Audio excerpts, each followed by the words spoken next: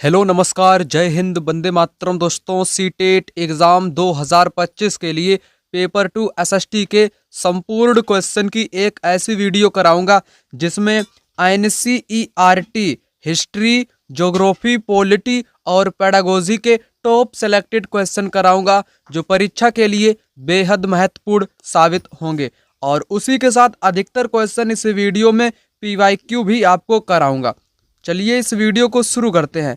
पहला क्वेश्चन, भूराजस्व के कौन से समझौते में राजाओं और तालुकदारों को जमींदारों के रूप में मान्यता दी गई थी? इस क्वेश्चन का जो सही जवाब यहाँ पर हो जाएगा स्थायी समझौता या स्थायी बंदोबस्त में जो कर वसूलने की जिम्मेदारी दी गई थी, राजाओं तालुकदारों को जमींदारों के रूप में मान्यता दी गई थी। यह जो स्थायी समझौता था ना, यह कब लागू किया गया था? 1793 में लागू किया गया था। किस व्यक्ति ने लागू किया था? उस व्यक्ति का नाम था लॉर्ड कॉर्नवालिस। तो लॉर्ड कॉर्नवालिस ने 1793 में स्थायी बंदोबस्त को लागू किया था। यह बंदोबस्त मुख्य तौर पर बिहार, बंगाल और ओडिशा वाले क्षेत्र में लागू किया गया था, यानी कि पूर्वी भारत, बिहार हो गया, बंगाल हो गया, ओडिशा वाले क्षेत्र में इसको लागू किया गया था। अगर मैं बात करूं रैयतवारी की, इसमें जो समझौता किया गया था सीधे तौर पे किसानों से समझौता किया गया था, जिनको रैयत के नाम से भी जानते हैं। यह मद्रास वाले क्षेत्र में किया गया था, दक्षिण भारत में, ठीक है ना। और उसके बाद महालवारी समझौता की अगर मैं बात करूं 1822 में लागू किया गया था। कब? 1822 में। किसने लागू किया था? होल्ट मैकेंजी ने। होल्ट मैकेंजी का नाम याद रखना, एग्जाम में बार बार क्वेश्चन आता है। होल्ट मैकेंजी ने 1822 में महालवारी समझौता लागू किया था। यह समझौता किस क्षेत्र में?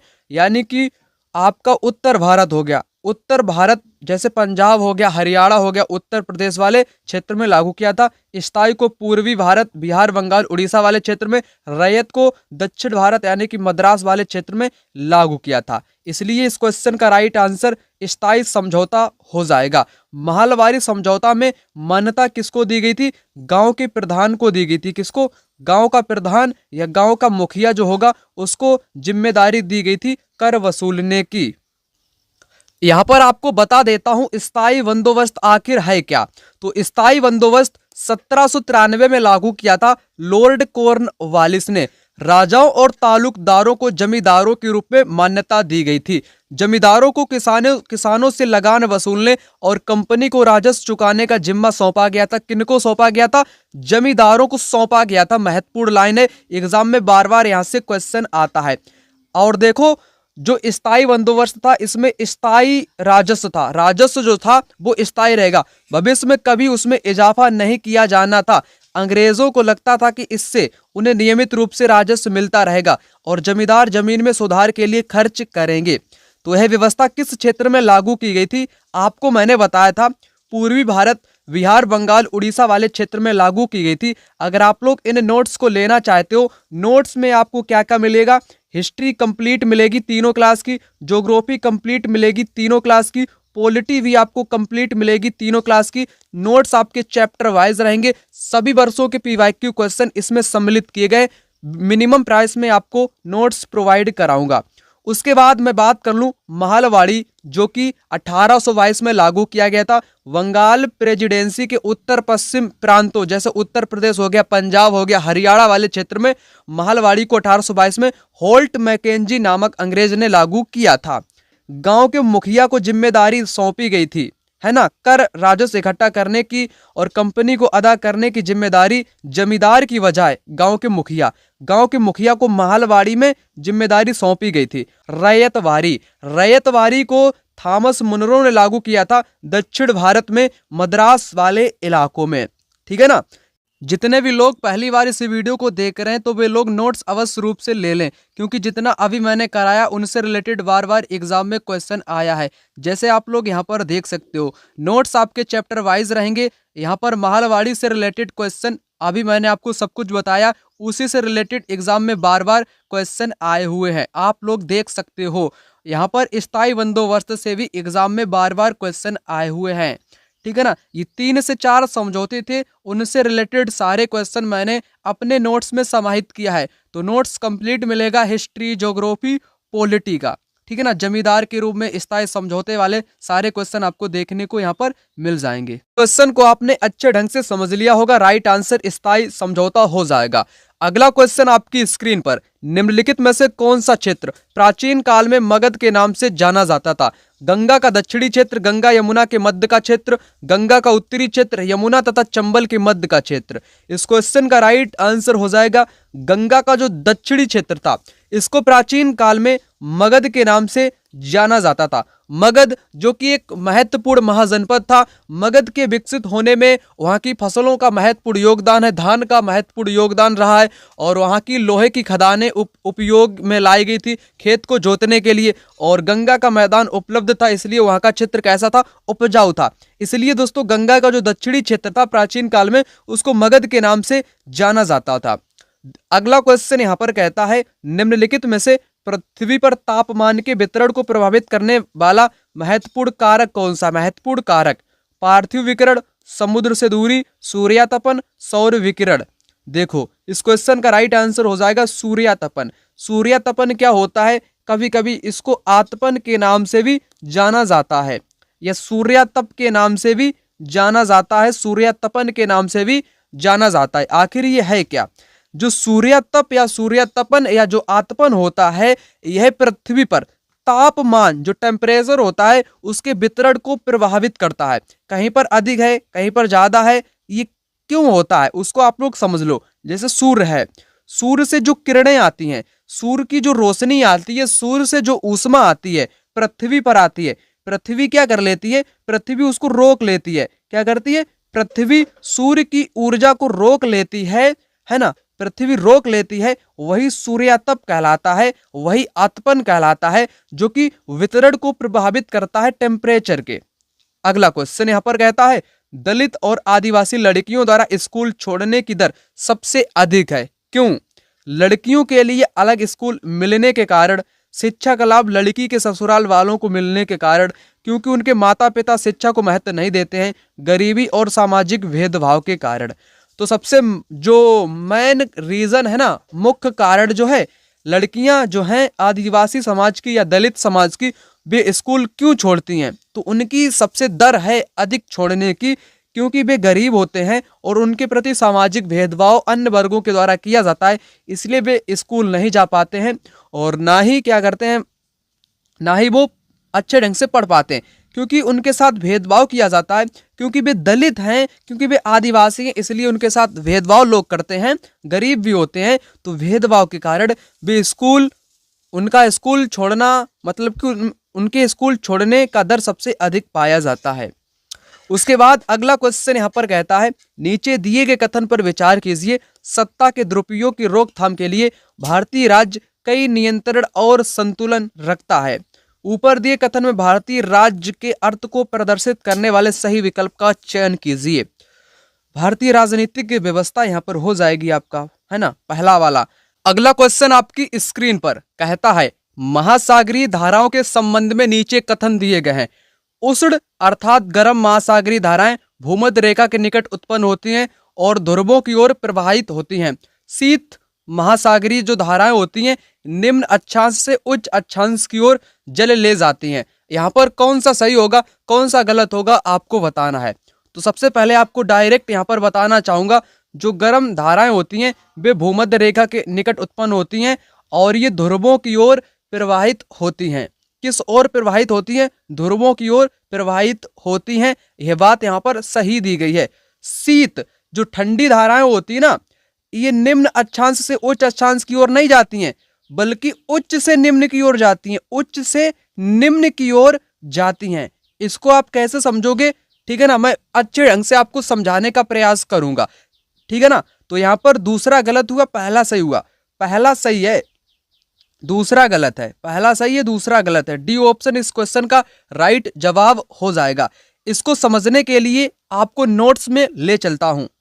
अब आप लोग यहाँ पर अच्छे ढंग से समझना। महासागरीय धाराएं आपकी दो प्रकार की होती है, एक होती है गर्म और दूसरी होती है ठंडी। जो गर्म होती है, गर्म धारा भूमध्य रेखा के निकट उत्पन्न होती है। भूमध्य रेखा आपको पता होगा किसको बोलते हैं? विषुवत रेखा, यानी कि 0 अक्षांश डिग्री वाली रेखा को भूमध्य रेखा बोलते हैं।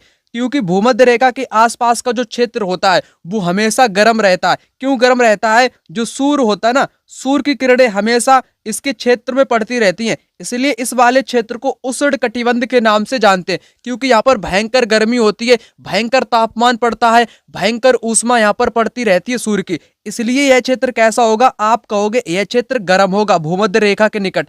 जो भूमध्य रेखा का निकट क्षेत्र कैसा है? गर्म है। तो वहां की जो धाराएं होंगी या समुद्र होंगे वे कैसे हो जाएंगे? अब आप कहोगे कि गर्म हो जाएंगे, तो वही तो मैं आपको समझाने का प्रयास कर रहा हूं। जो सागर ऊपर होंगे यानी कि निम्न अक्षांश, जो उच्च अक्षांश पे होंगे, यहाँ पर जो सागर होंगे, यहाँ पर सूर्य की किरणें नहीं पड़ती है, यहाँ पर ठंडा क्षेत्र रहता है, तो यहाँ पर आपकी ठंडी धाराएं होंगी। ऊपर वाले क्षेत्र में ठंडी धाराएं होंगी, यहाँ वाले क्षेत्र में, बीच वाले क्षेत्र में कैसी होंगी? गर्म होंगी। इतना आपने यहाँ पर समझ लिया। और उसके बाद एक और पॉइंट आपको समझाना चाहूंगा। गर्म आपकी बीच में हो जाएंगी, ये गर्म जलधारा है। जो गर्म धाराएं होती हैं ये किस ओर जाती हैं? ये उच्च अक्षांश की ओर जाती हैं, यानी कि ऊपर जाएंगी या नीचे जाएंगी, ऊपर जाएंगी या नीचे जाएंगी। अर्थात बीच वाला क्षेत्र निम्न अक्षांश का होता है, ये उच्च अक्षांश की ओर जाने का प्रयास करती हैं। और इसके विपरीत अगर मैं ठंडी की बात कर लूं, ठंडी आपकी कहां पर होती है? यहाँ पर होगी और यहाँ पर होगी ठंडी। ठंडी धाराएं कहां पर जाएंगी? ये निम्न, उच्च से निम्न की ओर जाएंगी, उच्च से निम्न की ओर जाएंगी। आशा करता हूं आपने समझ लिया होगा। देखो, ध्रुवों की ओर प्रवाहित होती है गर्म, ये बीच वाली ये गर्म धारा है, ये किस ओर जाएगी? ऊपर की ओर जाएगी, यानी कि ध्रुवों की ओर, नीचे जाएगी ध्रुवों की ओर। इतना आपने समझा। लेब्राडोर ठंडी है, जबकि गलम स्ट्रीप धारा गर्म धारा है। उसके बाद ठंडी धारा के बारे में, ठंडी धारा ध्रुवों या उच्च अक्षांशों से निम्न अक्षांश की ओर बहती है, यानी कि ऊंचे वाला क्षेत्र जो है, ये वाला इससे बीच की ओर जाती है, ठीक है ना, इस प्रकार से बहती हैं। जहां पर ठंडी व गर्म धाराएं मिलती हैं वह दुनिया का ऐसा क्षेत्र मत्स्य क्षेत्र माना जाता है। जापान का आसपास का क्षेत्र ऐसा है और उत्तर अमेरिका का पूर्वी तट है जहां पर ठंडी व गर्म धाराएं मिलती हैं। जहां गर्म व ठंडी धाराएं मिलती हैं वहां कोहरे का मौसम बनता है, जो नौ संचालन में बाधा उत्पन्न करता है। तो धाराओं के बारे में मैंने आपको कंप्लीट जानकारी बताई। नोट्स अभी तक आपने नहीं लिया है तो नोट्स आप लोग ले लेना। इस नंबर पे कॉल करना 9696400597। मिनिमम प्राइस में आपको नोट्स प्रोवाइड कराऊंगा। क्वेश्चन का राइट आंसर क्या होगा? फोर्थ वाला हो जाएगा, ये गलत है, पहला वाला सही हो जाएगा। अगला क्वेश्चन यहाँ पर कहता है संचार माध्यम के संदर्भ में निम्नलिखित कथनों में से कौन सा गलत है?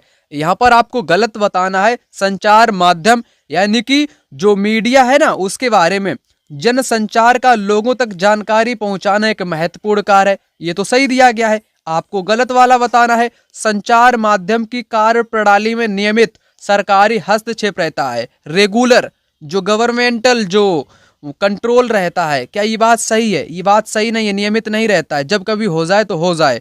विज्ञापनों द्वारा धन कमाया जाता है, ये तो बात सही है। एडवर्टाइज से क्या किया जाता है?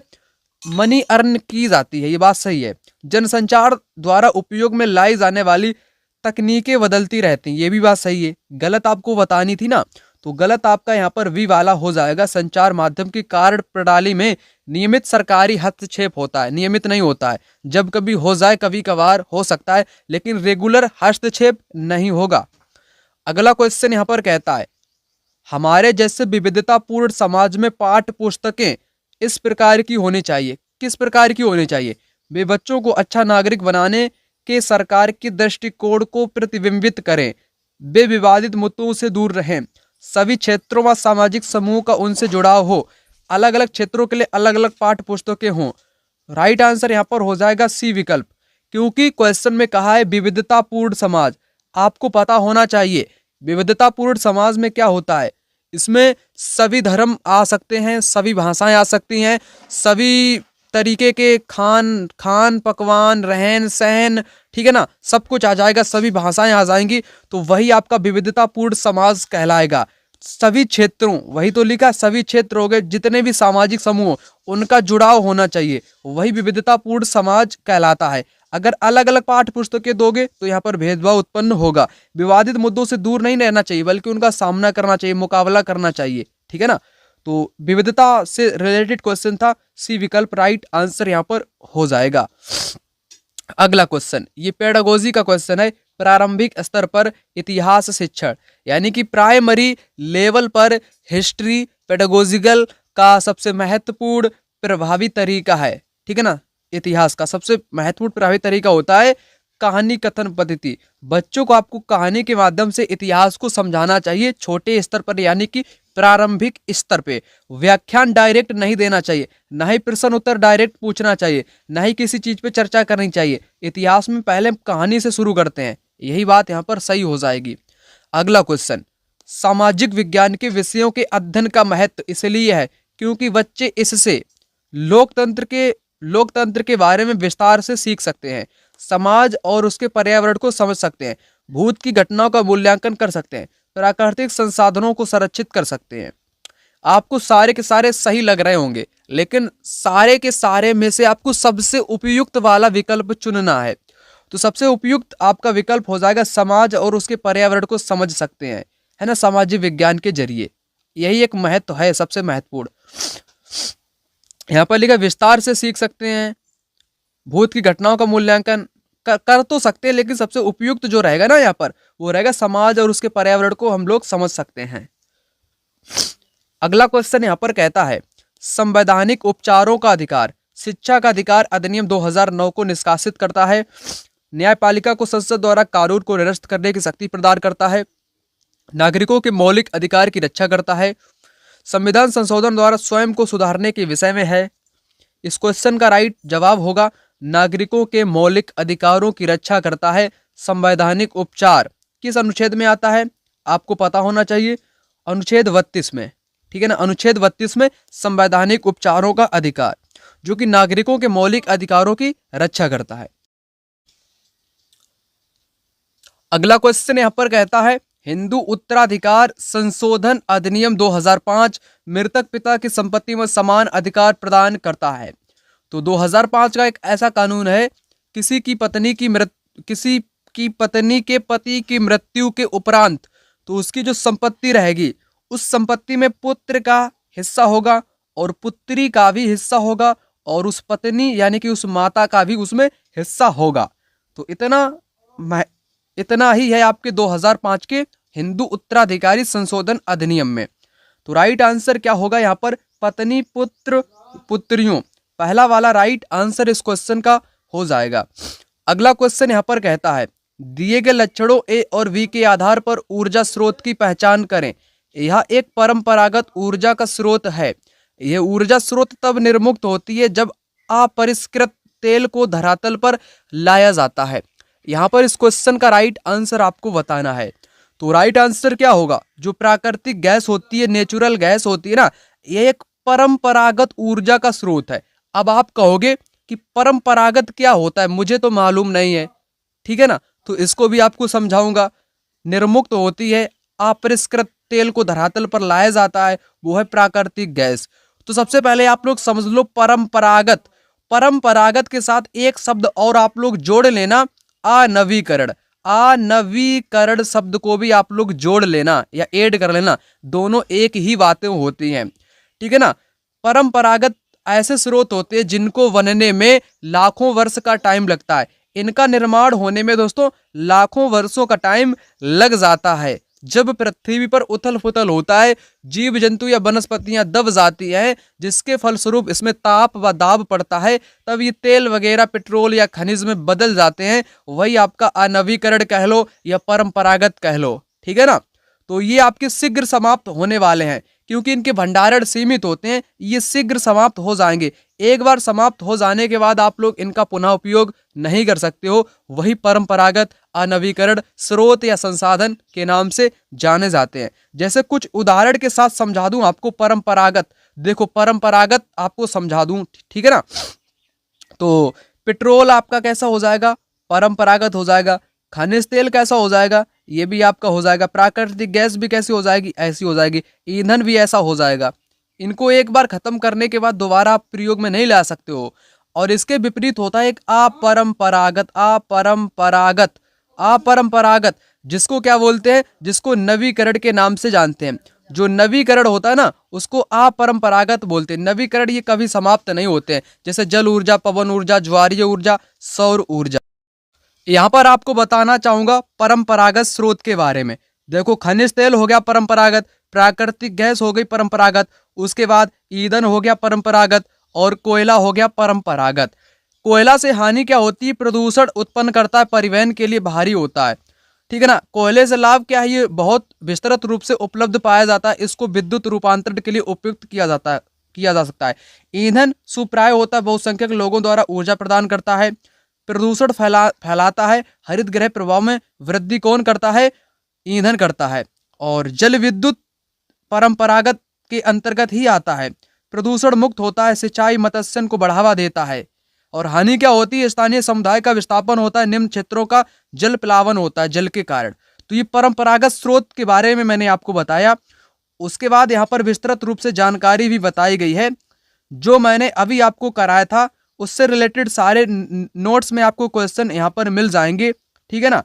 तो उसके बाद मैं गैर परंपरागत की बात कर लूँ या अपरंपरागत जिसको बोलते हैं, ठीक है ना।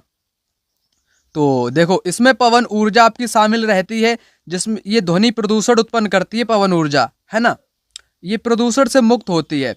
उसके बाद सौर ऊर्जा इसमें शामिल है, ज्वारीय ऊर्जा शामिल है, परमाणु ऊर्जा, बायोगैस भी इसी में ही शामिल है, भूतापीय ऊर्जा भी इसी में ही शामिल है, ठीक है ना। तो इनसे रिलेटेड एग्जाम में क्वेश्चन भी आया करता है, क्वेश्चन आपको इन्हीं नोट्स में मिल जाएंगे। अगला क्वेश्चन आपकी स्क्रीन पर, वन अधिकार कानून 2006 अपने शीर्षक में कौन सी श्रेणी के अधिकारों को स्वीकारता है? राइट जवाब यहाँ पर हो जाएगा अनुसूचित जनजातियों को स्वीकारता है। और दलित नहीं, अल्प, हाँ दलित भी इसमें आपके स्वीकारे जाते हैं। और अनुसूचित जनजातियों 2006 का एक वन अधिकार कानून है, जिसमें शीर्षक में कौन सी श्रेणी के अधिकार हैं? उसमें अनुसूचित जनजातियों के अधिकारों को स्वीकारता है।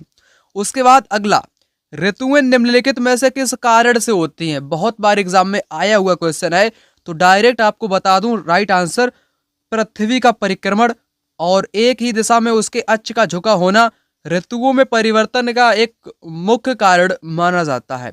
देखो कैसे आपको बताऊं परिक्रमण क्या होता है और घूर्णन क्या होता है।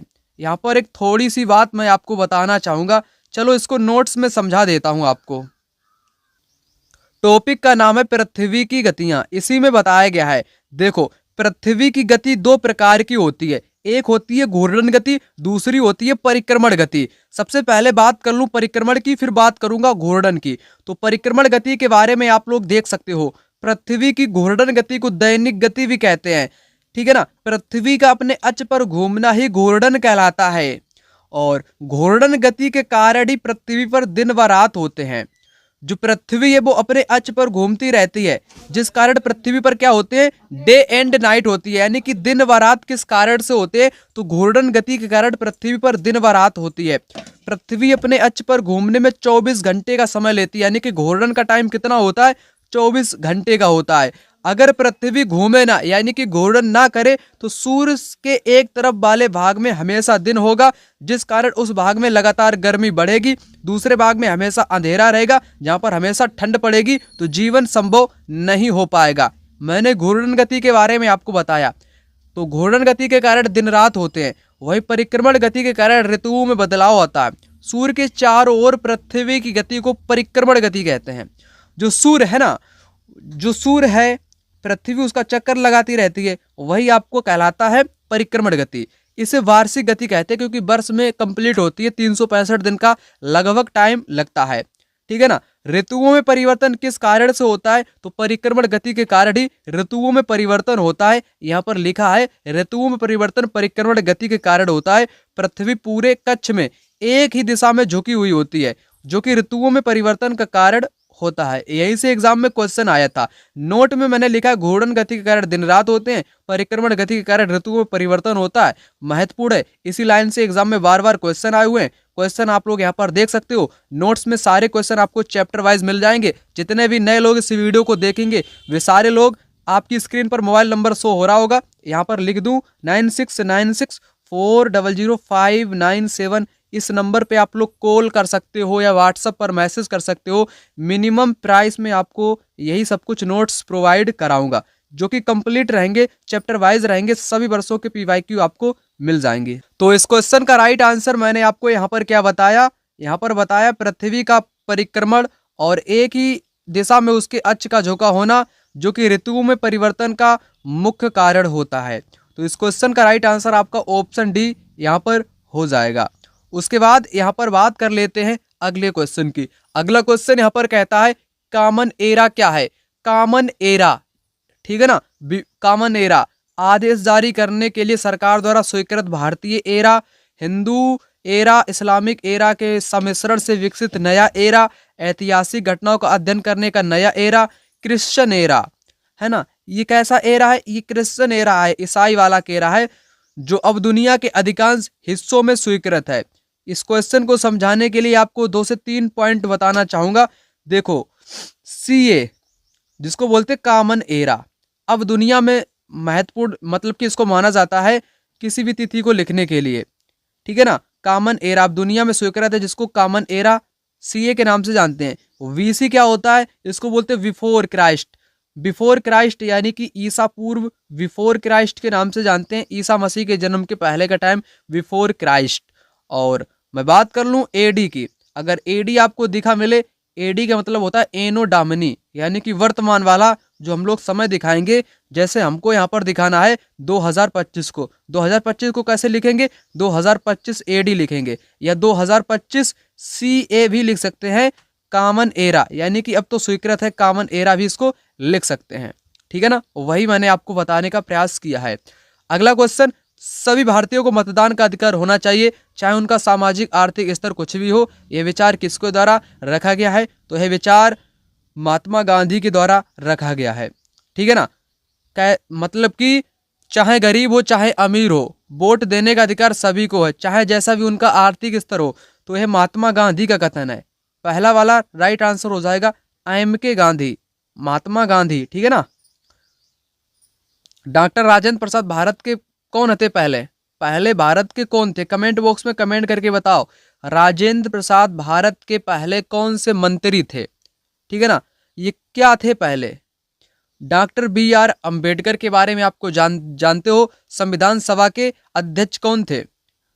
भाई आपको यहीं पर उत्तर मिल जाएगा, कमेंट बॉक्स में आपको कमेंट करके बताना है अंबेडकर संविधान सभा के कौन से सदस्य थे, और डॉक्टर राजेंद्र प्रसाद संविधान सभा के कौन से सदस्य थे, और ये मंत्री दोनों रह चुके हैं, आपको बता देना है। जवाहरलाल नेहरू जो कि प्रारूप समिति के अध्यक्ष थे, जो कि भारत के पहले प्रधानमंत्री भी जवाहरलाल नेहरू ही बने, और 1929 में लाहौर अधिवेशन की अध्यक्षता भी जवाहरलाल नेहरू ने ही की थी, है ना, जिसमें पूर्ण स्वराज की मांग की थी, ठीक है ना। तो एम के गांधी यहाँ पर राइट आंसर हो जाएगा। कमेंट बॉक्स में आपको राजेंद्र प्रसाद और अंबेडकर के बारे में बता देना है। उसके बाद अगला क्वेश्चन, संविधान के किस अनुच्छेद के अंतर्गत अप्रसन्नता के कारण किसी अयोग्यता को लागू करना कानून के अनुसार एक दंडनीय अपराध है? अनुच्छेद 17। अप्रसन्नता का उन्मूलन, छुआछूत का उन्मूलन अनुच्छेद 17 में किया गया है। और अनुच्छेद 15 किससे रिलेटेड है? किसी भी व्यक्ति के साथ आप भेदभाव नहीं कर सकते हो, जन्म के आधार पे या लिंग जेंडर के आधार पे, जाति के आधार पे। भेदभाव का उन्मूलन किस में किया गया है? अनुच्छेद 15 में किया गया है। अनुच्छेद 21 मालूम है, जीवन संरक्षण है, स्वतंत्रता अधिकार, बहुत अधिकार इसमें शामिल किए गए, शिक्षा का अधिकार भी आता है, ठीक है ना। तो आपने समझ लिया। उसके बाद अगला क्वेश्चन है आपका, पृथ्वी को भू आब के रूप में क्यों वर्णित किया जाता है? निम्नलिखित में से सही विकल्प चुनिए। पृथ्वी 2/3 सतह से जल से ढकी हुई है। जीवन के लिए अनुकूल परिस्थितियां केवल पृथ्वी पर पाई जाती है। पृथ्वी ध्रुवों के पास थोड़ी चपटी है। पृथ्वी ना तो अधिक गर्म है ना तो अधिक ठंडी है। मुख्य आपसे पूछा भूआब, भूआब का मतलब जियोइड। जियोइड पृथ्वी को क्यों बोलते हैं? इसका एक ही कारण है, वो कारण है जो अपनी पृथ्वी है, जो बीच वाला क्षेत्र है, ये बीच वाले क्षेत्र में उभरी हुई है, और जो ध्रुव है ऊपर वाले और नीचे वाले ध्रुव हैं, ध्रुवों पे ये चपटी है। कैसी है? चपटी हुई है। इसीलिए पृथ्वी को भू आब बोलते हैं। क्या बोलते हैं? भू आब बोलते हैं। ध्रुवों के पास थोड़ी चपटी होने के कारण पृथ्वी को भू आब के नाम से जानते हैं। उसके बाद अगला क्वेश्चन, आईने अकबरी के विषय में निम्नलिखित कथनों में से कौन सा कथन सही है? आईने अकबरी से बार बार एग्जाम में क्वेश्चन आता है, तो यहाँ पर क्लियर कर दूं आईने अकबरी है क्या। एक पेज मैंने यहाँ पर छोड़ा था, वो है ही नहीं यहाँ पर, ठीक है ना। तो आईने अकबरी बताऊं आपको। आईने अकबरी को लिखा किसने? अबुल फजल ने लिखा है। पहली बात कंफर्म हो जानी चाहिए, अबुल फजल ने इसको लिखा है। यह आईने अकबरी तीसरा पार्ट है, थर्ड पार्ट है। किसका थर्ड पार्ट है? अकबरनामा का थर्ड पार्ट है। अब आप कहोगे कि अकबरनामा कहाँ से आ गया, इसको भी सबसे पहले ही समझा देता हूँ। अकबरनामा, अकबरनामा एक किताब का नाम है जिसकी रचना अबुल फजल ने की थी। यह किताब 3 भागों में बांटी गई है। पहले भाग में अकबर के पूर्वज का वर्णन है, पहले भाग में अकबर के पूर्वज, दूसरे में अकबर की शासन की घटनाओं का वर्णन है, और तीसरे पार्ट को आईने अकबरी बोलते हैं। क्या बोलते हैं? तीसरे वाले को आईने अकबरी बोलते हैं। आईने अकबरी में पद, वेतन, सैनिक, रख रखाव सारा का सारा इसी में आता है। तो आईने अकबरी तीसरा पार्ट है ना। तो इसमें क्या होगा? इसमें होगा आपके अकबर के प्रशासन के विविध पहलुओं के विषय में संपन्न सांख्यिकी विवरण प्रस्तुत करती है। पहला सही हो जाएगा। ये अकबरनामा शीर्षक के अंतर्गत अकबर के शासन का इतिहास 3 भागों में से पहला भाग नहीं है, ये तीसरा भाग है, थर्ड पार्ट है। अकबर के पूर्वज का वर्णन तो पहले पार्ट में है, शासन की घटनाएं दूसरे पार्ट में है। ये मिर्जा हाकिम के द्वारा नहीं लिखा गया है, अबुल फजल के द्वारा लिखा गया। किसके द्वारा? अबुल फजल के द्वारा लिखा गया है। इसको बेहतरीन ढंग से नोट्स में समझाने का प्रयास करता हूँ। यहाँ पर आप लोग देखना, अकबरनामा एक किताब है। अकबरनामा की रचना अबुल फजल ने की थी। अबुल फजल अकबर का मित्र व दरबारी लेखक था। अकबरनामा के 3 पार्ट है। पहला है पहली जिल्द में अकबर के पूर्वज, दूसरी जिल्द में अकबर की शासन की घटना है, तीसरी जिल्द जिसको आईने अकबरी के नाम से जानते हैं। अब आईने अकबरी के बारे में जान लो। अकबर की प्रशासन, घराने, सेना, पद, वेतन, राजस्व, साम्राज्य का भूगोल, ब्यौरा, लोगों की परंपराएं, संस्कृति का वर्णन है। इसमें विविध प्रकार की चीजें, फसल पैदावार, कीमतों, मजदूरी, राजस्व, सांख्यिकी, त्योहार, रीति रिवाज की मियाँ सारा का सारा आईने अकबरी में ही आता है। तो यहीं से बार बार एग्जाम में क्वेश्चन आया करता है। कभी कभी पूछता है किसने रचना की? अबुल फजल ने की। 3 पार्ट में डिवाइड है, तीसरा पार्ट ही आईने अकबरी है। और आईने अकबरी में क्या क्या है? सारा कंटेंट आ जाता है, राजस्व, पद, वेतन, सैनिक, रख रखाव सारा का सारा इसी में आ जाता है, सांख्यिकी विवरण। आईने अकबरी से एग्जाम में बार बार क्वेश्चन आता है। जैसे आईने अकबरी का आप यहाँ पर देख ही पा रहे होगे, ठीक है ना। तो मैंने सब कुछ आपको बता दिया है। आईने अकबरी से क्वेश्चन यहाँ पर भी आया हुआ है। उसके बाद अकबरनामा से यहाँ पर क्वेश्चन आया हुआ है। सारा कंटेंट आपको कहाँ पर मिलेगा? इन्हीं नोट्स में आपको मिल जाएगा। इसलिए कहता हूँ नोट्स जितने भी लोगों ने अभी तक नहीं लिए हैं, आप लोग नोट्स को अवश्य रूप से ले लेना। नंबर आपकी स्क्रीन पर शो हो रहा होगा। अगला क्वेश्चन यहाँ पर कहता है वायुमंडल की निम्नलिखित परतों में से कौन सी परत हवाई जहाज उड़ाने के लिए आदर्श है? तो बार बार मैंने आपको बताया है, हवाई जहाज उड़ाने के लिए आदर्श आपकी मानी जाती है समताप मंडल। क्यों मानी जाती है? इसका एक रीजन है, क्योंकि ये मौसम वाली जो घटनाएं होती है ना, मौसमी घटनाओं से मुक्त परत है। ये मुक्त है, यानी कि ना ही इसमें बादल है ना ही इसमें मौसम बनता है। इसलिए हवाई जहाज या वायुयान उड़ाने के लिए समताप मंडल आदर्श माना जाता है। अगर समताप मंडल की बात करूं, क्या क्या बात कर लूँ, इसमें ओजोन लेयर पाई जाती है, ओजोन परत पाई जाती है, जो कि सूर्य से आने वाली हानिकारक गैसों से हमारी सुरक्षा करती है। हवाई जहाज उड़ते हैं, इतना आपने समझ लिया। उसके बाद क्षोभ मंडल की बात करूं, मौसम की सभी घटनाएं किसमें घटित होती हैं? क्षोभ मंडल में घटित होती हैं। आंधी तूफान, ओला बारिश किसमें आता है? आंधी है, तूफान है, ओला बारिश, ठीक है ना, क्षोभ मंडल में ही आता है। पहली परत आपकी यही होती है। ताप मंडल, जिसको मध्य मंडल जिसको क्या बोलते हैं? इसको बोलते हैं ताप मंडल को कभी कभी वहीर मंडल के नाम से भी जाना जाता है, और इसको आयन मंडल के नाम से भी जाना जाता है। इसी परत में रेडियो वाली जो तरंगें प्रसारित होती हैं इसी में होती हैं, ठीक है ना। और उसके बाद मध्य मंडल, जिसको मेसोस्फीयर बोलते हैं, ठीक है ना। इसमें क्या होता है? उल्का पिंड आने पर जल जाता है, उल्का पिंड आने पर जल जाता है मेसोस्फीयर में। तो अगला क्वेश्चन यहाँ पर है आपका, गौतम बुद्ध ने पहला प्रवचन दिया था, पहला प्रवचन दिया था कहाँ पर दिया था? सारनाथ में दिया था, ठीक है ना। ज्ञान प्राप्त होने के बाद इन्होंने पहला उपदेश सारनाथ में दिया था, गौतम बुद्ध ने, यानी कि महात्मा बुद्ध ने। उसके बाद अगला, भारत के निम्नलिखित राज्यों में से एक राज्य में हड़प्पा के नगर सबसे बड़ी संख्या में मिले हैं, वह है आपका गुजरात। जी हाँ, गुजरात में लोथल आपको मिल जाएगा, जो कि हड़प्पा कालीन एक नगर है। लोथल को बंदरगाह के नाम से भी जानते हैं। तो हड़प्पा का बंदरगाह, बंदरगाह कौन है? तो लोथल है हड़प्पा का बंदरगाह, ठीक है ना। अगला, रक्षक मेखला एक विधि है, तो यह एक मृदा संरक्षण की विधि है। कैसी विधि? मृदा संरक्षण की विधि है रक्षक मेखला। अगला, सीके जानू एक बहुत प्रतिष्ठित व्यक्ति हैं, बहुत प्रतिष्ठित व्यक्ति हैं, आदिवासी कार्यकर्ता हैं। ये क्या है दोस्तों? आदिवासी कार्यकर्ता हैं सीके जानू। सबसे पुरानी पांडुलिपियां किस पर लिखी गई थी, यहाँ पर बताना है। तो डायरेक्ट उत्तर मैं कहूँगा यहाँ पर ताड़पत्रों पर लिखी गई थी। शायद आपको पता होगा मैन्युस्क्रिप्ट जिसको बोलते हैं पांडुलिपियों को, है ना। पांडुलिपियाँ जो हुआ करती थी इनको हस्तलिपि भी बोलते हैं, क्योंकि इनको हाथों से लिखा जाता था, इसलिए इसको हस्तलिपि के नाम से भी जाना जाता है। और ये भी आपको बताना चाहूँ, ताड़पत्रों पर भी लिखी जाती थी और भुर्ज नामक पेड़ जो हुआ करता था उसकी छाल पर भी प्राचीन काल की पांडुलिपियों को लिखा जाता था। कश्मीर में एक पांडुलिपि आपकी पाई गई थी जो कि वैदिक काल की थी। यहाँ से एग्जाम में बार बार क्वेश्चन आया हुआ है, इसलिए आपको अन्य प्रकार के भी क्वेश्चन इसी के साथ PYQ वाले कराता हूँ। तो चलिए उन क्वेश्चन को भी आपको यहाँ पर कराता हूँ। यहाँ पर आप लोग अच्छे ढंग से समझने का प्रयास करना। पांडुलिपि यानी कि मैन्युस्क्रिप्ट, अतीत की पुस्तक हाथ से लिखी होने के कारण पांडुलिपि कही जाती है। मैन्युस्क्रिप्ट शब्द लैटिन शब्द मेनु जिसका अर्थ है हाथ। पांडुलिपियां प्रायः ताड़पत्रों अथवा हिमालय क्षेत्र में उगने वाले भुर्ज नामक पेड़ की छाल से तैयार भोजपत्र पर लिखी जाती थी। यहाँ पर सामने क्या लिख करके आया हुआ है दोस्तों, यहाँ पर लिखा ताड़पत्र के अलावा हिमालय क्षेत्र यानी कि कश्मीर वाले क्षेत्र में भुर्ज नामक पेड़ भी उगता था, उसकी छाल पर भी पांडुलिपियां लिखी जाती थी। और बाद के वर्षों में पांडुलिपियों को कीड़े मकोड़ों ने खा लिया था, क्योंकि ये पेड़ों की छाल पर लिखी गई थी, है ना, इस प्रकार से नष्ट हो गई थी। फिर भी आज उपलब्ध हैं कुछ पांडुलिपियां जिनको मंदिरों व बिहारों से प्राप्त किया जा सकता है, या आप म्यूजियम में भी इन पांडुलिपि को देख सकते हो। उसी प्रकार एक अभिलेख होता है जो कि पत्थर या धातु पर उकेरित मतलब कि उकेरे जाते हैं या उत्कीर्णित किए जाते हैं। सर्वाधिक अशोक ने अपने शिलालेख या अभिलेख लिखवाए थे, आपको ये भी पता होना चाहिए। मैंने आपसे कहा था मैं आपको क्वेश्चन कराऊंगा, जैसे पांडुलिपि यानी कि मैन्युस्क्रिप्ट और अभिलेख से रिलेटेड यहाँ पर क्वेश्चन 2015 में आया था। देखो यहाँ पर लिखा हुआ है, पांडुलिपियाँ प्रायः ताड़पत्रों अथवा भुर्ज नामक वृक्ष की छाल से विशेष तरीके से भोजपत्र पर लिखी जाती थी। पहला स्टेटमेंट कैसा हो जाएगा, आप कहोगे कि सर बिल्कुल सही हो जाएगा।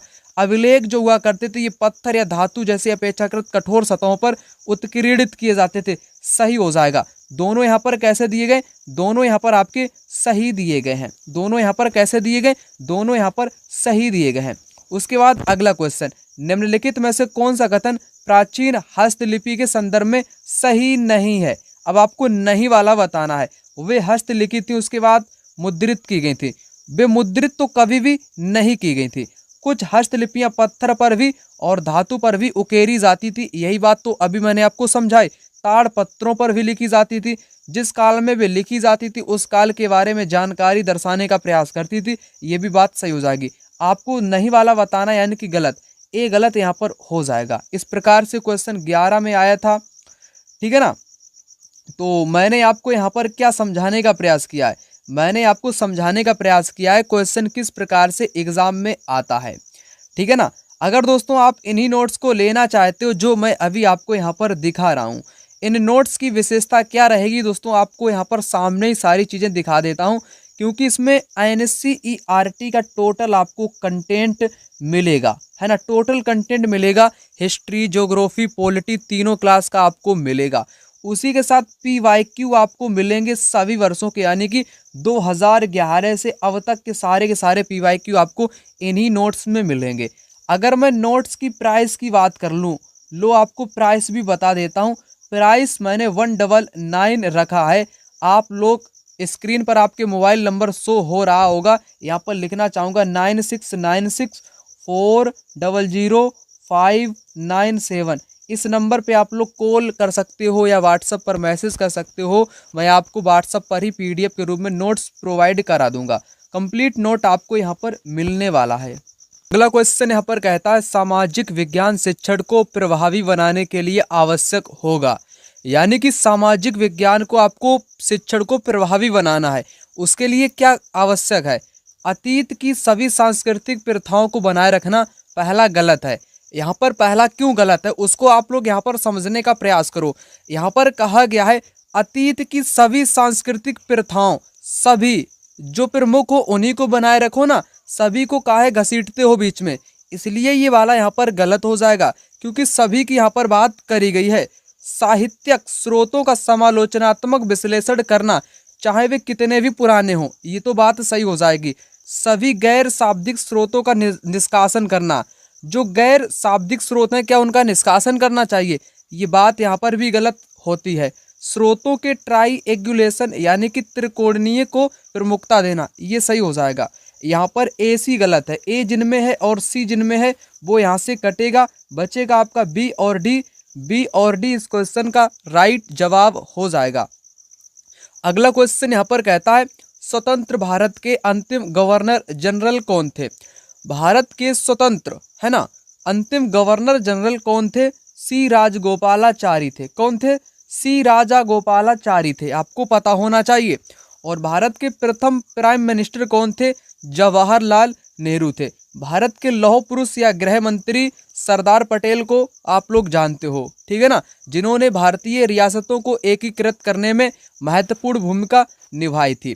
उसके बाद क्वेश्चन यहाँ पर कहता है भूमध्य रेखा नहीं गुजरती है, कहाँ से नहीं गुजरती है, उत्तरी अमेरिका से होकर के, दक्षिणी अमेरिका से होकर के, अफ्रीका से, उपरोक्त में से कोई एक महाद्वीप।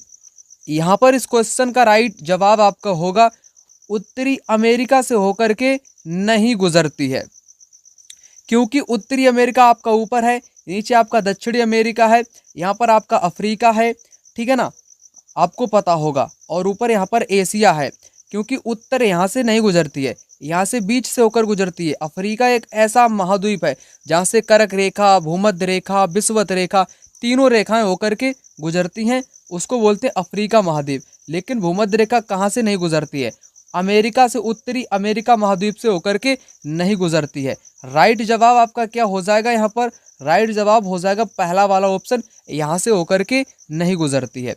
उसके बाद अगला क्वेश्चन, निम्नलिखित में से कौन सा कथन अफ्रीका के बारे में सही है। अफ्रीका के बारे में अभी जस्ट आपको बताया, यही एक ऐसा महाद्वीप है जिससे होकर कर्क रेखा, विषुवत रेखा, मकर रेखा तीनों होकर के गुजरती हैं। कहाँ से होकर के गुजरती हैं, अफ्रीका महाद्वीप से होकर के गुजरती हैं। राइट जवाब आपका थर्ड वाला यहाँ पर हो जाएगा। यहाँ पर आपको बताना चाहता हूँ अफ्रीका महाद्वीप के बारे में, यहाँ पर थोड़ा कलर चेंज कर लेता हूँ। एशिया के बाद दूसरा सबसे बड़ा महाद्वीप है, अफ्रीका का बहुत बड़ा भाग उत्तरी गोलार्ध में है। आपको पता होगा पृथ्वी है यानी कि ग्लोब हमारा दो भागों में डिवाइड है, ऊपर वाले आधे भाग को उत्तरी गोलार्ध बोलते हैं, नीचे वाले आधे भाग को दक्षिणी गोलार्ध बोलते हैं। तो उत्तरी गोलार्ध में अफ्रीका आधा हिस्सा, उसका आधे से ज़्यादा हिस्सा आता है, ठीक है ना। अफ्रीका महाद्वीप से कर्क रेखा, विषुवत रेखा और मकर रेखा तीनों रेखाएं होकर के गुजरती हैं। सारा रेगिस्तान भी अफ्रीका ही महाद्वीप में पड़ता है, ठीक है ना, और चारों तरफ से समुद्र व महासागर से घिरा है। सबसे लंबी नील नदी यहाँ पर ही आपकी गुजरती है। तो यहाँ से एग्जाम में क्वेश्चन आया था, वही बात मैंने आपको यहाँ पर बताने का प्रयास किया। अगर आप लोगों ने इससे पहले किसी भी टीचर के नोट्स लिए हैं तो मैं यह दावा करके कह सकता हूँ कि वो नोट्स आपके लिए बेकार हैं, क्योंकि जो मैंने आपके लिए इस बार नोट्स जो तैयार किए हैं इसमें आपको कंटेंट तो मिलेगा, उसी के साथ PYQ आपको मिलेगा। आप किस लिए भटक रहे हो, है ना, भटको मत। अगला क्वेश्चन यहाँ पर कहता है कक्षा 6 की इतिहास की पाठ्य पुस्तक के प्रत्येक पाठ की शुरुआत में एक युवा लड़की या लड़के के द्वारा की गई है ना, शुरुआत की गई है, ठीक है ना। आपके विचार में पाठ्य पुस्तक निर्माता द्वारा यह रणनीति क्यों अपनाई गई है। आप लोग देखते होंगे NCERT की पुस्तकें में, उसमें चैप्टर की शुरुआत एक लड़की से हो सकती है या लड़के से होती है। ऐसा पुस्तक बनाने वाले ने क्यों किया है, ऐसी रणनीति उस व्यक्ति ने क्यों अपनाई है, आपको बताना है। ये दिखाना कि लड़के एवं लड़कियां इतिहास का अध्ययन कर सकते हैं, यह बताना कि प्रस्तावना कैसे दी जा सकती है, पाठ की विषय वस्तु का मूल्यांकन करना, विद्यार्थियों में पूछताछ तथा खोज की भावना को विकसित करना। यहाँ पर डी ऑप्शन सबसे उपयुक्त हो जाएगा। आपने देखा होगा NCERT की पुस्तक में शुरुआत में ही चैप्टर के उसमें एक लड़के या लड़की के द्वारा चैप्टर की शुरुआत होती है, इसलिए होती है क्योंकि विद्यार्थियों में पूछताछ तथा खोज की भावना को विकसित किया जा सके, इसलिए होती है। उसके बाद अगला क्वेश्चन, उत्पादों की ब्रांडिंग करने से क्या है। इससे मतलब है बाजार में उपलब्ध दूसरे उत्पादों से इसे भिन्न करता है ना, यही होती है उत्पादों की ब्रांडिंग करना। राइट आंसर ऑप्शन बी यहाँ पर हो जाएगा। उसके बाद अगला क्वेश्चन यहाँ पर कहता है 8वीं कक्षा के 4 बच्चों से व्यर्थ सामग्री से कुछ रचनात्मक वस्तुएं बनाने को कहा गया। कार्य पूरा होने पर शिक्षक ने निम्नलिखित टिप्पणियां की। इस सूचना के आधार पर सबसे अधिक रचनात्मक बच्चे को चुनिए। यानी कि एक अध्यापक ने, है ना, कक्षा के 4 बच्चों को व्यर्थ सामग्री दे दी, यानी कि जो बेकार है या खराब है, अपशिष्ट है, उस सामग्री को बच्चों को दे दिया और कहा कि कोई वस्तु आप बनाओ, उस वस्तु की इन अपशिष्ट पदार्थों से रचना करो। ठीक है ना। तो उसी के बारे में आपको बताना, रचनात्मक बच्चे को चुनिएगा। थोड़े से मार्गदर्शन से ही बहुत कुछ अच्छी चीजें बना सकता है।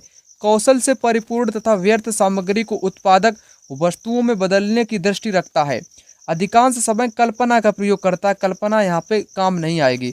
शिक्षक के साथ निरंतर चर्चा करता। चर्चा थोड़ी ना करनी है, उसको कोई चीज़ का निर्माण करना है, उसको बनाना है ना, चर्चा नहीं करनी है।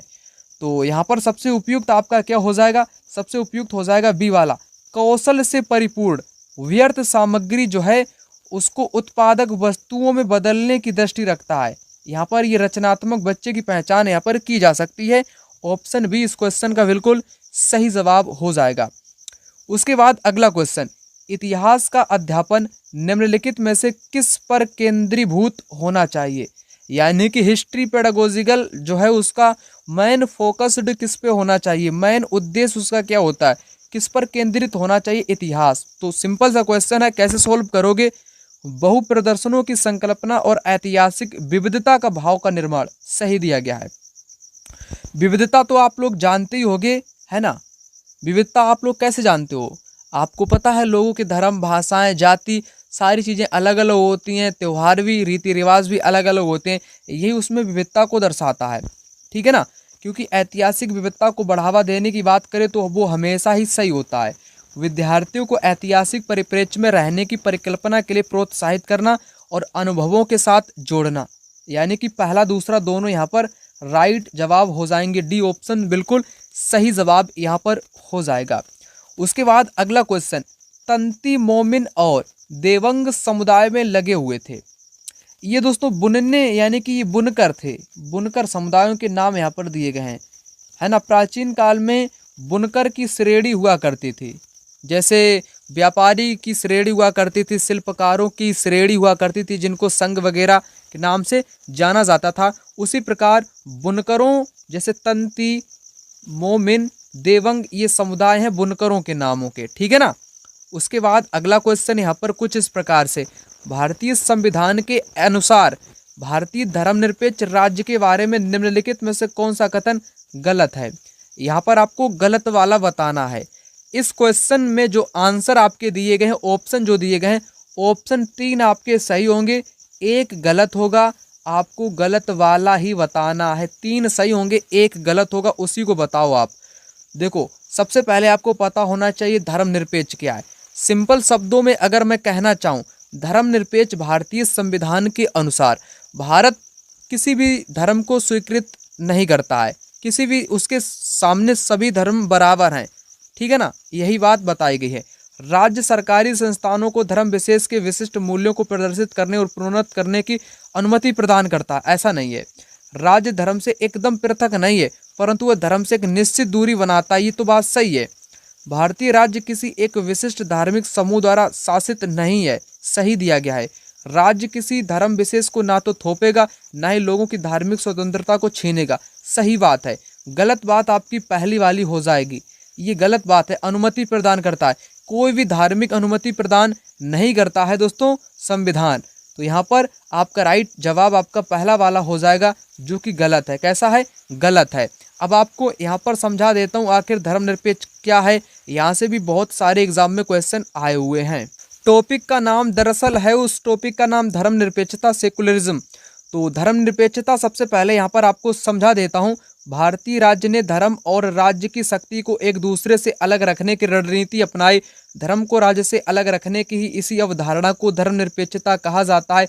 कोई एक धार्मिक समुदाय किसी दूसरे समुदाय को ना दबाए, है ना, और कुछ लोग अपने ही धर्म को अन्य सदस्यों को ना दबाएं। राज्य ना तो किसी खास धर्म को थोपेगा, ना ही लोगों की धार्मिक स्वतंत्रता छीनेगा। यहाँ से एक स्टेटमेंट उठा के एग्जाम में आया था। ठीक है ना। राज्य खुद को धर्म से दूर रखता है और ना ही किसी एक धर्म को समर्थन देता है, ना ही ये समर्थन देता है। आपको बातें यहाँ पर क्लियर हो चुकी होंगी। हस्तक्षेप की नीति अपनाता है ना, और ये हस्तक्षेप भी कर सकता है। वहाँ से देखो एग्जाम में बार बार क्वेश्चन आता है धर्मनिरपेक्ष। धर्मनिरपेक्ष राज्य क्या है? कोई राजकीय धर्म इसका नहीं होता है। राइट आंसर यहाँ पर फोर्थ वाला दिया गया है, जो कि धर्मनिरपेक्षता से रिलेटेड क्वेश्चन एग्जाम में हमेशा ही आपको देखने को मिलेंगे। इसलिए कहता हूँ जितने भी लोग नए हैं, जितने भी लोग पहली बार इस वीडियो को देख रहे हो, पहली बार इस वीडियो को देखने वाले लोग क्या करोगे आप? कमेंट बॉक्स में कमेंट कर देना, सर मैं यह वीडियो पहली बार देख रहा हूँ, फर्स्ट टाइम वीडियो को वॉच कर रहा हूँ। आप लोग कमेंट बॉक्स में इस प्रकार से लिख देना और नोट्स आप लोग खरीद लेना। नंबर यहाँ पर लिख देता हूँ 9696400597।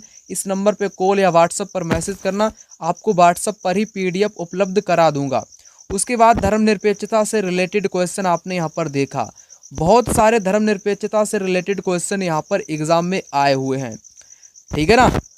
जब राज्य धार्मिक क्रियाओं को किसी प्रकार हस्तक्षेप नहीं करता है उसे धर्मनिरपेक्षता कहते हैं। वही बातें तो मैं आपको यहाँ पर लगातार समझाने का प्रयास कर रहा हूँ। आशा करता हूँ आपने यहाँ पर समझ लिया होगा। अगला क्वेश्चन यहाँ पर कहता है उत्तरी अमेरिका का पूर्वी तट व जापान के आसपास समुद्र मत्स्य प्रचुर है। क्योंकि दोस्तों यहाँ पर ठंडी व गर्म धाराओं का मिलन होता है, इसलिए यहाँ पर भी ऑप्शन राइट आंसर हो जाएगा। यह क्वेश्चन एग्जाम में बार बार आया हुआ है।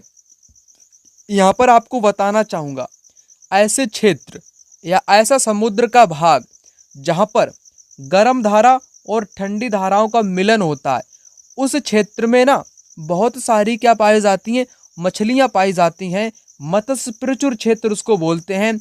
उदाहरण के तौर पे मैं बात करूं, उत्तर अमेरिका का जो पूर्वी तट है और जापान के आसपास का क्षेत्र है, ये दो ऐसे क्षेत्र हैं जहाँ पर गर्म व ठंडी धारा का मिलन होता है।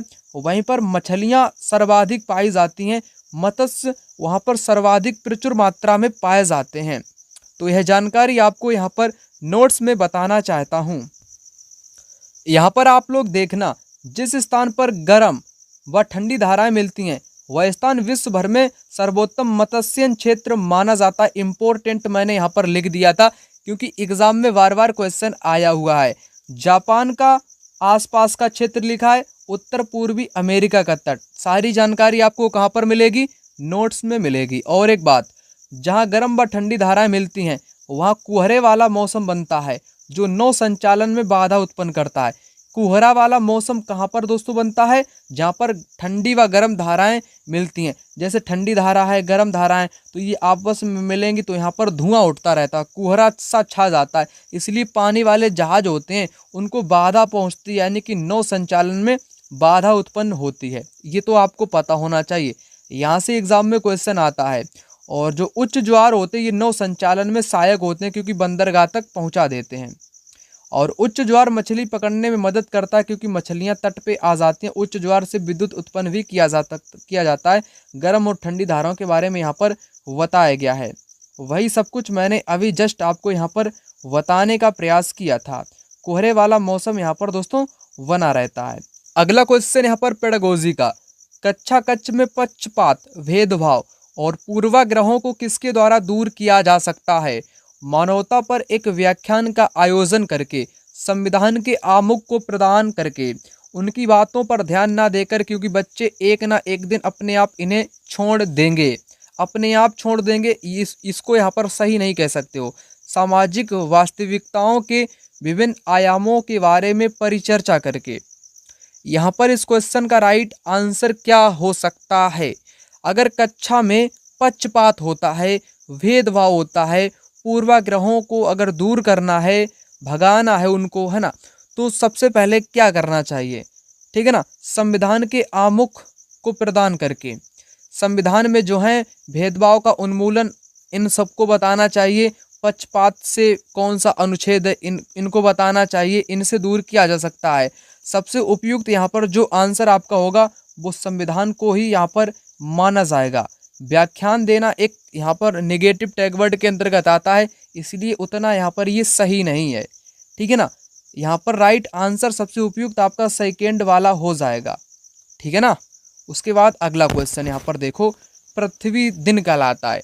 पृथ्वी पर दिन कहलाता है, दिन का मतलब दिन रातें जो होती हैं वो 24 घंटे में होती हैं, जिसको बोलते हैं घूर्णन गति। घूर्णन गति के कारण होता है, ठीक है ना। पृथ्वी द्वारा अपने अक्ष पर घूमने में लिया गया समय, पृथ्वी द्वारा सूर्य के चारों परिक्रमा में लिया गया समय। देखो थर्ड वाला यहाँ पर राइट जवाब हो जाएगा। पृथ्वी द्वारा अपने अक्ष पर घूमने में लिया गया समय को घूर्णन गति बोलते हैं। क्या बोलते हैं? ये घूर्णन गति की परिभाषा दी गई है। और घूर्णन गति के कारण पृथ्वी पर दिन व रात होते हैं। क्या होते हैं? दिन होता है, रात होता है। यहाँ से पूछा पृथ्वी पर दिन, दिन का मतलब 24 घंटे, रात और दिन से है, तो घूर्णन गति से होगा। और घूर्णन गति का मतलब होता है पृथ्वी द्वारा अपने अक्ष पर घूमने में लिया गया समय। और नीचे की जो परिभाषा यहाँ पर दी गई है, सूर्य के चारों परिक्रमा वाली, इसको बोलते हैं परिक्रमण। क्या बोलते हैं? इसको बोलते हैं परिक्रमण। परिक्रमण के कारण ऋतुओं में परिवर्तन आता है, जो कि वर्ष में 365 दिन में होता है ये पूरा। और अक्ष पे घूमने में 24 घंटे में पूरा हो जाता है, जिसको दिन टाइम बोलते हैं, आपको पता होगा। तो बी यहाँ पर सी जवाब इस क्वेश्चन का राइट आंसर हो जाएगा, घूर्णन गति जिसको बोलते हैं। उसके बाद अगला भ्रंतोस्त पर्वत। देखो भ्रंश घाटी के पर्वत होते हैं। जैसे पर्वत, यहाँ पर मैं चित्र इस प्रकार से बना के बताता हूँ आपको। जो नीचे ये वाला भाग दब गया, जो धस गया भाग, यहाँ पर जो धसा हुआ भाग है, यहाँ पर धसा हुआ भाग है, यही आपके भ्रंश घाटी वाले पर्वत हैं, है ना। तो वाससेज पर्वत भ्रंश घाटी का पर्वत सही। हिमालय आपका वलित पर्वत है। कैसा पर्वत है? बलित। बलित का मतलब युवा, अल्पेशियन बलित है। यूराल भी आपका बलित पर्वत है, परंतु भ्रंश घाटी का जो पर्वत है वो आपका हो जाएगा वाससेज पर्वत। ओके। उसके बाद अगला, सामाजिक विज्ञान के शिक्षण में ऐतिहासिक फिल्में उपयोगी हैं। यानी कि इतिहास से रिलेटेड जो आपकी मूवी होती हैं वो कैसे उपयोगी आपको बताना है। तो व्यक्तिगत समस्या पर ध्यान देने केंद्रित, व्यक्तिगत अगर आपको देखने को मिले वो हमेशा ही गलत होता है। एक अच्छा मनोरंजन प्रस्तुत करने में, इतिहास को कल्पित कथा के रूप में चित्रित करने के लिए, है ना। यहाँ पर राइट आंसर ऑप्शन इसका सी हो जाएगा, क्योंकि इतिहास को यहाँ पर कल्पित कर रहे हो, क्योंकि ऐतिहासिक फिल्मों के माध्यम से, ठीक है ना। एक विशेष सामाजिक संरचना के विभिन्न आयामों का सजीव चित्रण करने में नहीं। तो राइट आंसर आपका यहाँ पर थर्ड वाला हो जाएगा। उसके बाद अगला, दिए गए कथनों ए बी को पढ़िए, सही उत्तर दीजिए। आलोचनात्मक सोच धारणाओं के निर्माण तथा विचारों के अनुप्रयोग और विस्तार को बढ़ावा देती है, सही बात हो जाएगी। यह दूसरों के तर्कों और विश्वासों को समझने और मूल्यांकन करने में मदद नहीं करती है, यही बात गलत है, बल्कि यह मदद करती है। यहाँ पर नहीं दे दिया गया इसलिए गलत हो गया। केवल और केवल ए इस क्वेश्चन का राइट जवाब हो जाएगा। ए सत्य है, बी असत्य है, यानी कि डी ऑप्शन करेक्ट आंसर। उसके बाद 49, किस काल में कर प्रथा का विशिष्ट महत्व था?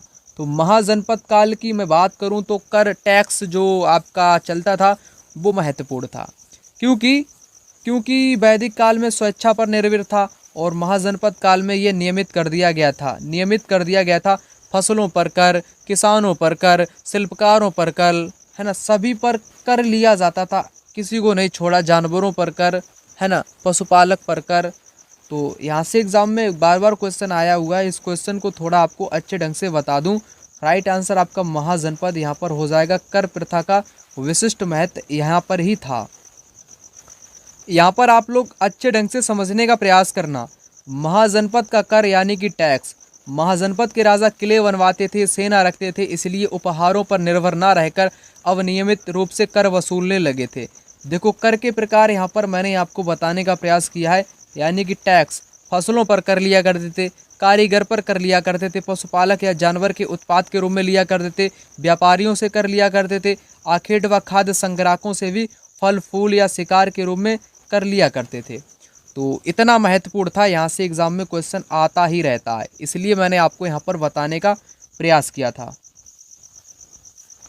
उसके बाद यहाँ पर अगला क्वेश्चन है, किस गवर्नर जनरल ने घोषित किया कि अवध पर गलत तरीके से शासन किया जा रहा था और उचित प्रशासन सुनिश्चित करने के लिए ब्रिटिश शासन की आवश्यकता थी?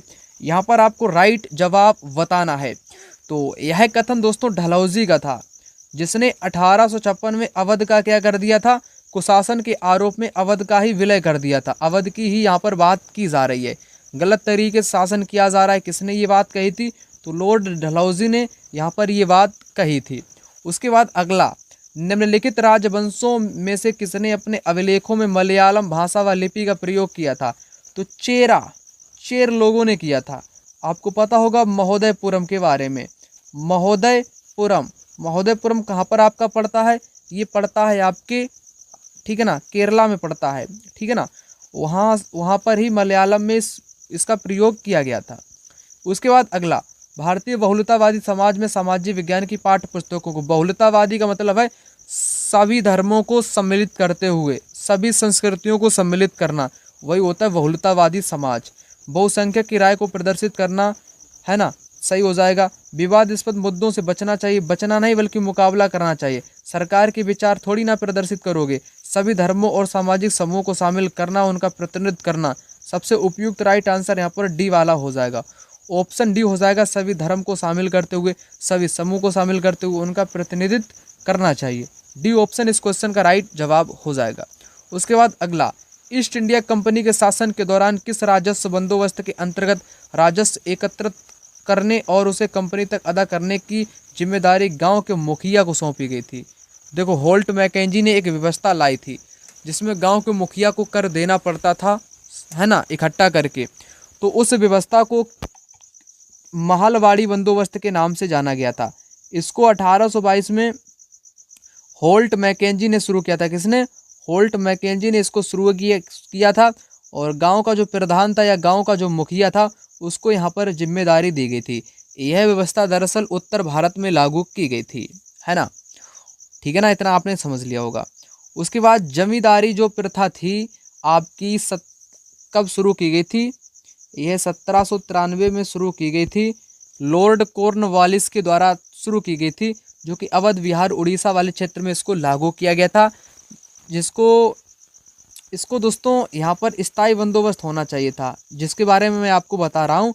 उसका नाम था स्थायी बंदोबस्त या जमींदारी बंदोबस्त भी कह सकते हो आप, कोई दिक्कत की बात नहीं है।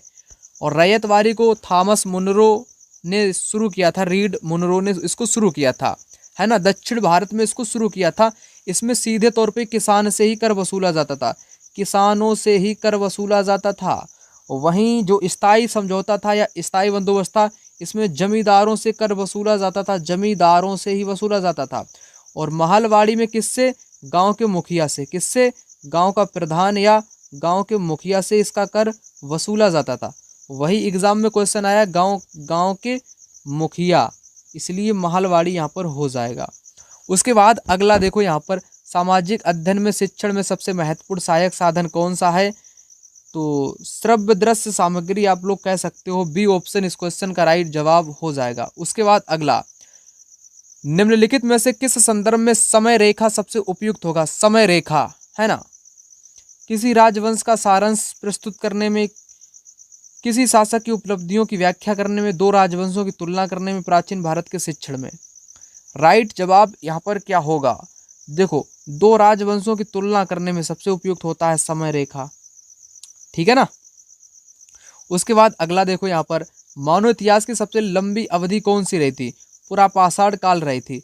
और 99% मानव की जो घटनाएं घटित हुई थी इसी काल में घटित हुई थी, ये भी आपको पता होना चाहिए। उसके बाद अगला, निम्नलिखित में से कौन सा कार्य राज्य सरकार का है? यानी कि स्टेट गवर्नमेंट का कौन सा यहाँ पर वर्क है, यानी कि काम है? नई दिल्ली वास्कोडी गामा के बीच में नई गाड़ी चलाना। 1000 के नोट का नया डिज़ाइन केंद्र सरकार लागू करती है। पाकिस्तान बांग्लादेश में शांतिपूर्ण समझौता केंद्र सरकार करेगी। 10वीं कक्षा बोर्ड परीक्षा को बंद करना चालू करना, यानी कि बोर्ड एग्ज़ाम जो होता है ये आपके राज्य सरकार का काम होता है। इसलिए राइट आंसर ऑप्शन डी यहाँ पर आपका हो जाएगा। उसके बाद अगला क्वेश्चन, एक शिक्षक का सामाजिक विज्ञान के विषय को संपादित करने की भूमिका पर आपको बताना है। शिक्षक सभी विद्यार्थियों की गरिमा को अवश्य सुनिश्चित करे, संवेदनशीलता के साथ चर्चा शुरू करे, पहला सही है। शिक्षक लड़कों के साथ तथ्यों, लड़कियों की भावनाओं को अवश्य बल दे, ऐसा नहीं करना चाहिए। लड़कियों की भावनाओं पे बल दे और लड़कों के तथ्यों पर बल दे, ऐसा नहीं, भेदभाव हो जाएगा ना लड़कों और लड़कियों में। तो पहला ही वाला आपका यहाँ पर सही हो जाएगा। केवल और केवल first is the right answer. उसके बाद 59, छोटे बच्चों की शिक्षा को समझने के लिए एक ग्रामीण समुदाय के जीवन इतिहास का अध्ययन कराना। ये तो आपका प्राथमिक आंकड़ा हो जाएगा। प्राथमिक आंकड़ा या प्राथमिक स्रोत का मतलब होता है प्रत्यक्ष, किसी भी चीज को प्रत्यक्ष रूप से जानकारी प्राप्त कर लो, वही होता है प्राथमिक। क्योंकि बच्चे यहाँ पर डायरेक्ट ग्रामीण समुदाय में जा रहे हैं, वहाँ का इतिहास अध्ययन करेंगे तो प्रत्यक्ष हो जाएगा ना, आंखों से देखेंगे तो प्राथमिक आंकड़ा हो जाएगा। वहीं द्वितीयक क्या होता है, जो पहले से जारी हो चुका है आंकड़ा, जिसको आप लोग इकट्ठा कर रहे हो, संशोधित कर रहे हो, संग्रह कर रहे हो, वो आपका द्वितीयक होता है। जो आप आंखों से देखो प्रत्यक्ष होता है, जैसे जीवनियाँ हो गई, आत्मकथा हो गई, ये आपकी प्राथमिक आंकड़ा होती है। उसके बाद अंतिम क्वेश्चन आप लोग यहाँ पर कह सकते हो, निम्नलिखित में से भूमंडलीय तापन पर हुई परियोजनाओं में कौन सा द्वितीयक स्रोत पर आधारित है। देखो द्वितीयक स्रोत का, मौसम वैज्ञानिक के कार्यालय द्वारा एकत्रित मौसम के अभिलेखित आंकड़ों पर आधारित आरेखीय निरूपण, पहले ही से हो जाएगा। एकत्रित मौसम के आंकड़े, एकत्रित है ना। एक पुस्तक में उल्लिखित मौसम में परिवर्तनों पर आधारित चर्चा करना, भूमंडलीय तापन पर चित्रों का कोलाज बनाना। एक क्षेत्र में रहे सबसे उपयुक्त आपका यहाँ पर पहले वाला हो जाएगा इस क्वेश्चन का द्वितीयक स्रोत के रूप में। मिलता हूँ दूसरी वीडियो में, तब तक के लिए जय हिंद, वंदे मातरम। दोस्तों नोट्स आप लोग ले लेना व्हाट्सएप पर मैसेज करके या कॉल करके।